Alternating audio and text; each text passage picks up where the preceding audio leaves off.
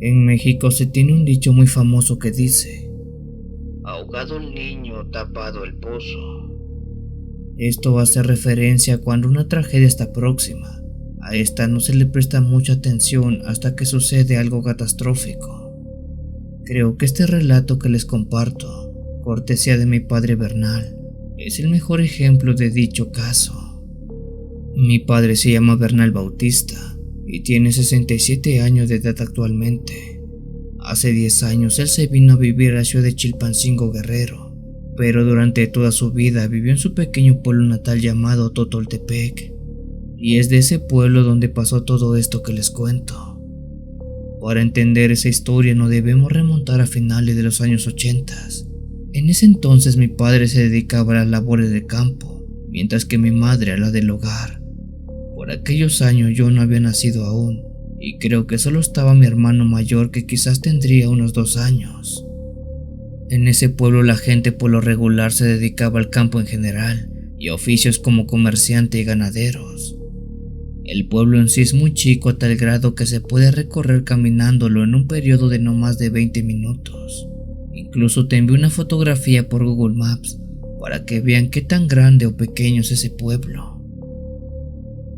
Mi padre cuenta que por ese entonces, una tarde hasta el pueblo llegó un señor que venía de fuera. Este hombre rentó una casita que estaba a las orillas del pueblo, muy cerca de la casa de mi padre, quien a los días lo conoció y entablaron plática, ya que de alguna manera se podría decir que eran vecinos. Ese señor llamado Rogelio, quien a pesar de su edad de cerca de 40 años, no tenía familia, le dijo a mi padre que venía de un pueblo lejano, pegado al estado de Morelos, aunque en realidad nunca le dijo exactamente de dónde venía, siendo que esa fuera la única referencia que le dio. Con el tiempo ese hombre rentó también una pequeña parcela de tierra en el pueblo y se puso a trabajar en ella. Durante unos meses don Rogelio se fue haciendo de su presencia en el pueblo. La gente lo iba conociendo y tratando hasta que formó parte de un habitante más de la comunidad. Pasaron cerca de 2 o 3 meses desde la llegada de don Rogelio al pueblo, cuando una noche, dice mi padre, siendo poco más de las 2 de la madrugada, escuchó un ruido muy raro atrás de su casa. Al parecer ese ruido provenía justo de donde mi padre tenía amarrado un par de vacas que eran de su propiedad.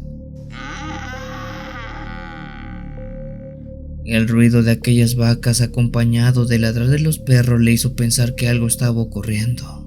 Rápido él se paró y salió a ver qué le estaba pasando a sus animales. En ese lugar el ataque de animales salvajes como coyotes es casi nula. Los hay, pero casi no bajan al pueblo. Por otro lado, los robos también eran casi inexistentes. Sí había casos, pero estos eran muy contados. Cuando mi padre salió a ver, se asomó por la ventana de la casa y logró ver, gracias a un foco que tenía en la parte de atrás de la casa, como donde estaban amarradas sus 2 vacas. Una de ellas estaba tirada en el suelo y arriba de esta estaba una persona.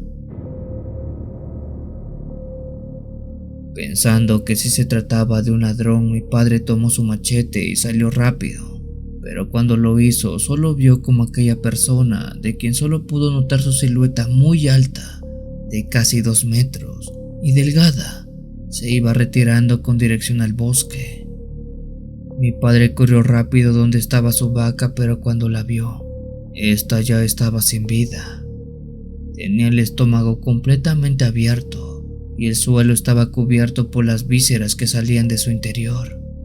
Incluso aquel atroz acto estaba tan fresco que el vapor del calor interno del animal salía y se dejaba ver en el aire. Al poner más atención, mi padre vio que aquellas vísceras y gran parte de la carne del animal estaban parcialmente devoradas. Era como si aquel desgraciado no solo hubiera acabado con la vaca, sino que también se la estaba comiendo. Indignado, mi padre salió en ese momento a recorrer todo el pueblo, preguntando quién le había hecho eso a su animal para que se lo pagaran, aunque lo único que tenía como señal del culpable era que medía más de 2 metros y era muy delgado. Sin embargo, eso no coincidía prácticamente con ningún tipo de descripción de algún habitante del pueblo de Toltepec. Al no haber culpables, mi padre se resignó y dejó las cosas así como estaban. Quizás habría pasado 1 o 2 semanas cuando un hecho similar a este se volvió a presentar, pero en esta ocasión el afectado fue otra persona. El caso fue similar, donde una persona muy alta entró de noche a uno de sus corrales y sacó una cabra que ahí mismo se estaba devorando.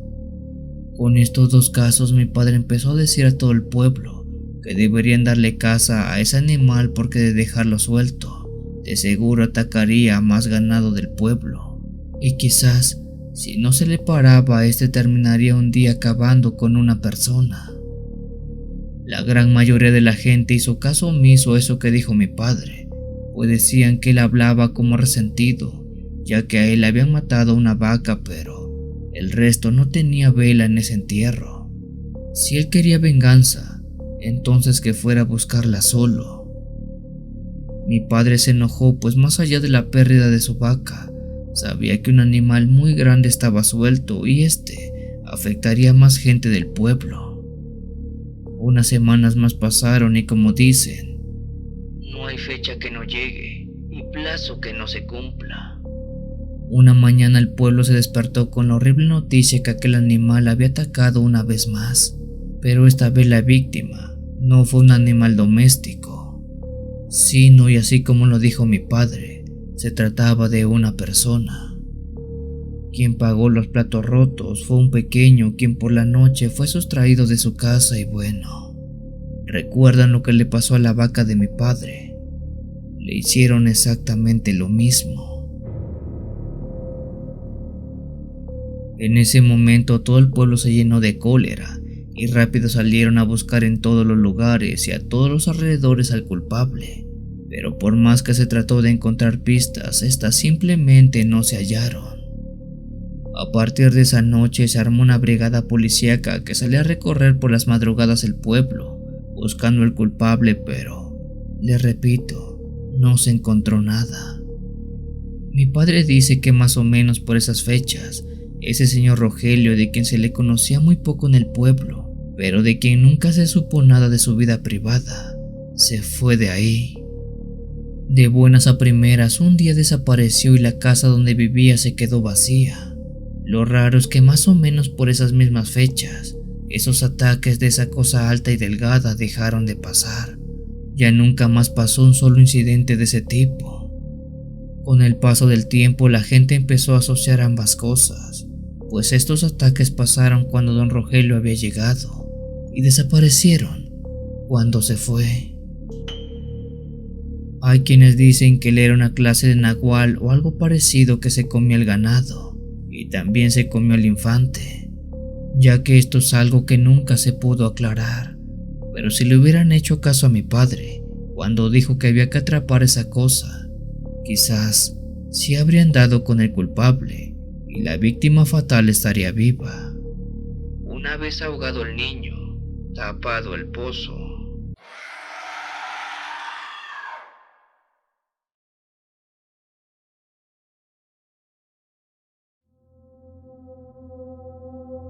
Muy buenas noches, Memo. Hace unos días estuve presente en uno de tus directos en el cual mencionaste algo sobre tradiciones muy extrañas que tienen ciertos pueblos.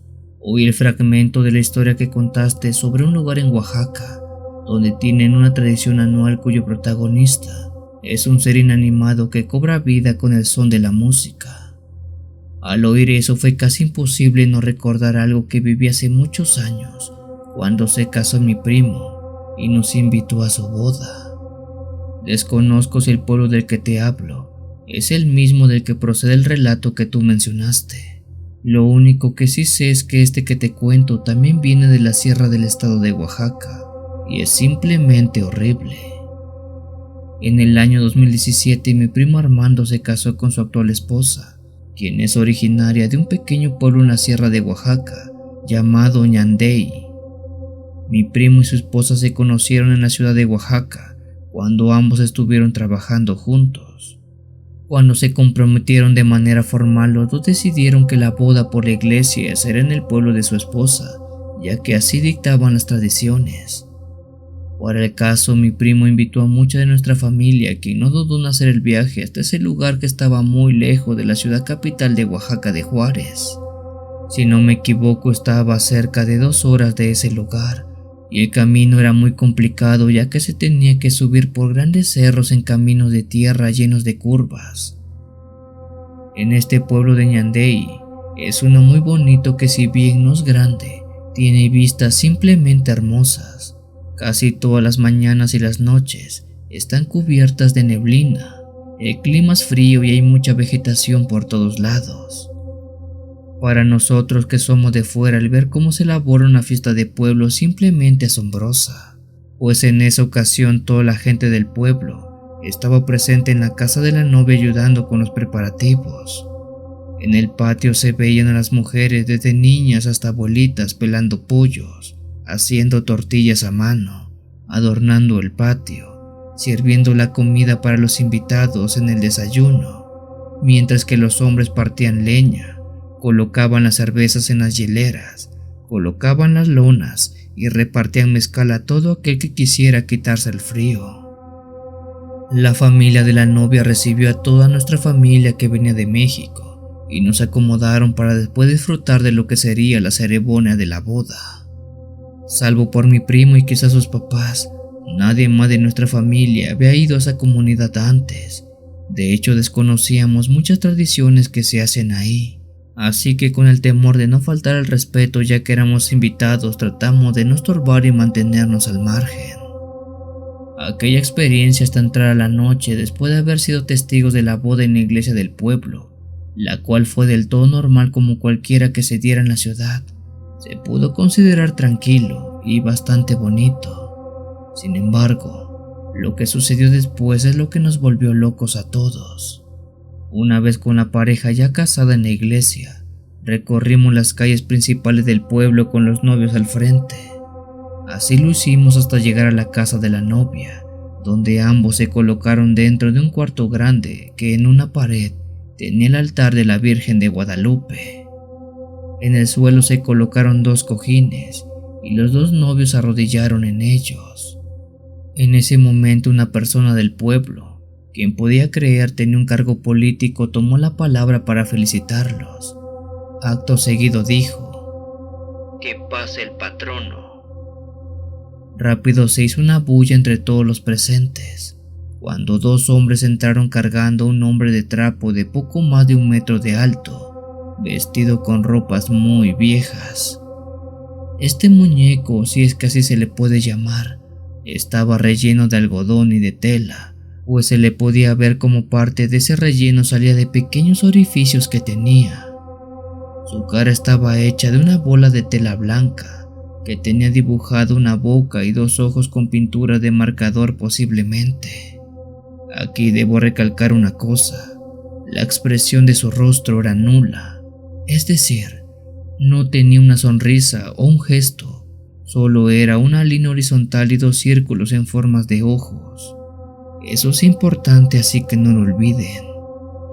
Aquel muñeco quizás pesaba mucho, porque lo venían cargando 2 hombres adultos que lo colocaron justo enfrente de los novios. Entre el altar de la Virgen de Guadalupe y los novios se sentó aquel muñeco viejo, viendo en dirección a los 2 novios que seguían arrodillados. En ese momento, aquel hombre, que repito, era alguien importante del pueblo, dio palabra de agradecimiento a los invitados, para después empezar a hablar en un idioma que yo creo era local, algo así como un dialecto indígena. Y fue en ese momento, en ese mismo instante, que mientras él hablaba, aquel muñeco de tela se empezó a mover. Primero levantó una mano. Esta le temblaba como si no tuviera fuerzas suficientes, pero poco después levantó ambas manos ya con seguridad. Las piernas fueron parecidas, una por una fue tomando fuerza hasta que ese muñeco de trapo se paró enfrente de los novios. Yo vi la expresión de mi primo Armando. Tenía los ojos desorbitados, La cara le sudaba y se puso pálido. Su novia le tomó la mano y le dijo algo al oído. Supongo que era algo para tranquilizarlo, pero su expresión era la de horror puro, pues no entendía cómo un ser inanimado había cobrado vida. La cara de mi primo era la cara de todos los invitados que veníamos de fuera. Mis tíos, primos, abuelos, casi se desmayan al ver cómo aquel muñeco de trapo se paró. Murmullos se escucharon de nosotros. Eso no es de Dios. ¿Qué pasa con esa cosa? Madre Santa es el mismo diablo. Pero a diferencia de nosotros, la gente del pueblo estaba muy serena y tranquila. Creo que era normal para ellos ver aquello. Con el muñeco parado, este alzó la mano y le tocó la cabeza a la novia. La postró unos segundos y después colocó su mano sobre mi primo Armando. Cuando lo hizo, Armando cerró los ojos y creo se puso a rezar del miedo. ¿Recuerdan que les dije que la cara de ese muñeco estaba dibujada con un marcador o plumón y que su boca era solamente una línea horizontal? Pues bueno, aquel hombre de trapo se le quedó viendo a los novios y en su cara se dibujó una sonrisa. Sí, la línea cobró vida también y dibujó una sonrisa que iba de lado a lado. En ese momento la gente del pueblo aplaudió y se alegró mucho, pero nosotros no. Nadie de la familia de mi primo se alegró. Acto seguido, aquel muñeco se sentó como estaba en un inicio y dejó de moverse.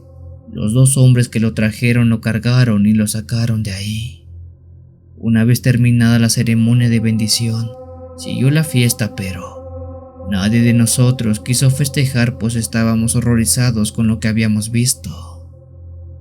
Ahora viene la explicación de qué diablos vimos.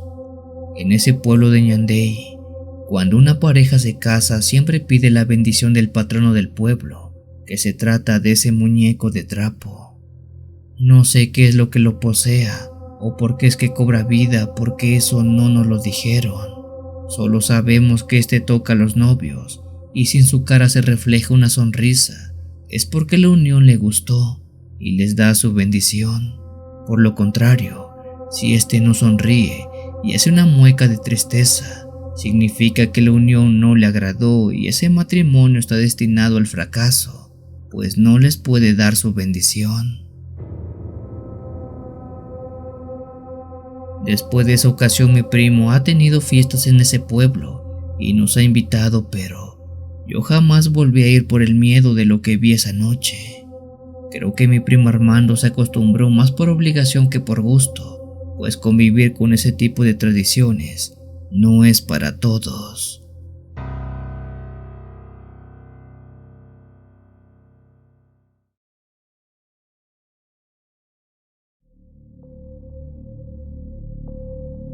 Muy buenas noches a toda la comunidad de Cuenta Historias. El relato que les comparto en esta ocasión es una historia que me contó mi bisabuela Beatriz, y es algo que dice pasaba en su pueblo de nacimiento.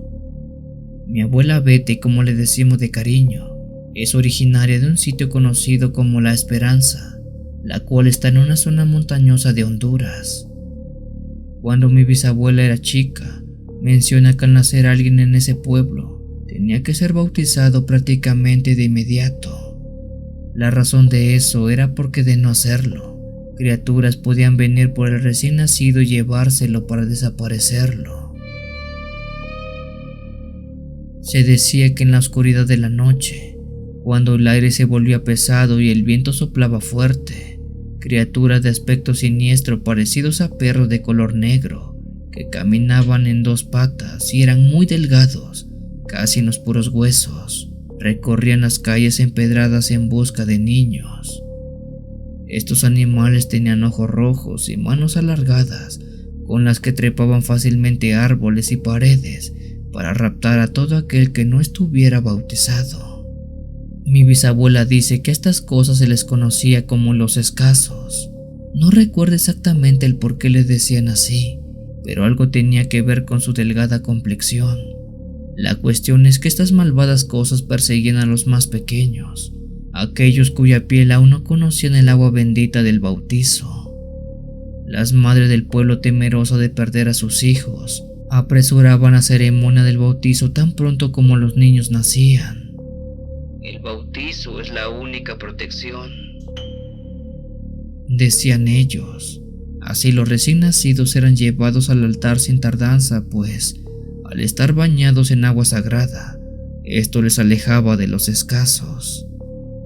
Sin embargo, no todos los niños lograban ser bautizados a tiempo. Las noches en que uno de ellos permanecía sin la bendición del cura, los habitantes escuchaban el eco de un llanto apagado y un susurro que crecía en el viento, hasta que el llanto desaparecía y con él el niño también. Las madres lloraban y los padres guardaban silencio con el terror reflejado en sus ojos. Mi bisabuela dice que estas cosas se les intentó casar muchas veces, pero prácticamente era imposible, ya que no podían ser heridos con armas normales. Incluso se llegó a rumorar que estas cosas eran demonios. Un día, en un intento desesperado de proteger al pueblo, el cura don Héctor decidió tomar una medida bastante radical. Envuelto en su sotana negra y con la fe inquebrantable, trazó una línea con una cinta roja alrededor de todo el pueblo. Ató firmemente cada extremo en la entrada y la salida, y mientras lo hacía recitaba oraciones de las Sagradas Escrituras, rogando a los cielos proteger a los niños de los escasos. La cinta roja era un símbolo de vida y protección, una barrera que, según él, los seres de la noche no podían atravesar. Desde aquella noche, los escasos dejaron de aparecerse y el pueblo pudo respirar aliviado. Las noches volvieron a ser tranquilas, sin susurros ni llantos. Los padres ya no corrían desesperados a la iglesia y el miedo a las sombras se convirtieron simplemente en ecos lejanos. Mi bisabuela dice que ella recuerda que de niña sí llegó a ver esa cinta roja en su pueblo, pero con el tiempo esta cinta se cayó. Por suerte, esas cosas, los llamados escasos, ya jamás volvieron a aparecerse en el pueblo y todo se convirtió en una leyenda.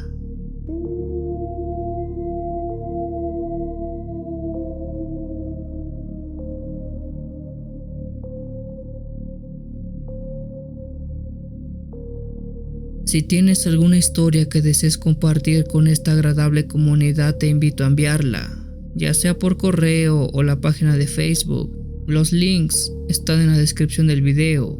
Te agradecería actives todas las notificaciones para estar al día con los relatos que se suben a diario. Muchas gracias por dejarme llegar hasta tus oídos. Yo soy el Cuenta Historias. Te deseo una linda y oscura noche.